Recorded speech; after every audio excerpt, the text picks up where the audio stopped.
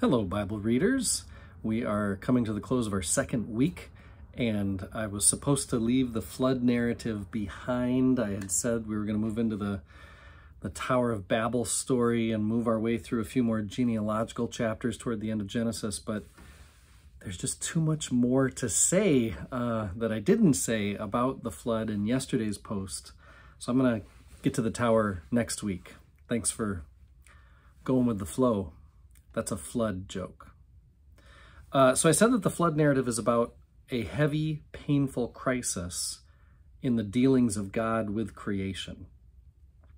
The result is that God will persist all the more, and that's what the rainbow means. It's a reminder of God's persistence to not destroy the world again with a flood. And I need to say more about where God's persistence comes from and what God will persist in exactly. So chapter 8, verses 20 to 22, if you want to pause me and read those are the key verses where the conclusions of the issue are made clear. Number one, humankind is hopeless. God makes that clear, that God knows that. Creation has not changed despite the destruction by flood. It is deeply, creation, humankind, is deeply set against God's purposes, which are unity, harmony, and obedience. Hope for the future cannot be premised on thinking that humans are going to be the ones who are suddenly obedient. This is not going to happen because God isn't going to be a compelling, coercive God. Hope is going to have to depend on a move from God. Hope can't be coming from a place where, well, I just hope the humans will finally be obedient. So that's the first conclusion, that humankind is hopeless. The second conclusion is a decision from God. With that first conclusion in mind, God resolves to stay with, endure, and sustain the world. Completely aware of the sorry state of humankind. The rebellion is not going to sway God from God's dream. The flood has really changed nothing about humankind, but it has changed God, who will now approach creation with unlimited patience, knowing he's going to suffer. He's going to suffer grief and the hurt of betrayal, because that's what humans do. God's commitment then is wide-eyed and now intensified. It's more realistic, you can say. The God-world relationship had been strong God provides and persists with a needy world. But now it's going to be a tortured relationship between a grieved God and a resistant world. And God knows that that's what it's going to be. Lutherans talk about the grace of God and our inability to save ourselves. The roots of that understanding are not really in the Adam and Eve story. Many of us might root that idea of grace and our need for it in the story of the fall. But as we've talked about, that story is not really about the fall. These stories are about God. This narrative of the flood, the Noah story, this is more of a source of our understanding of God's grace.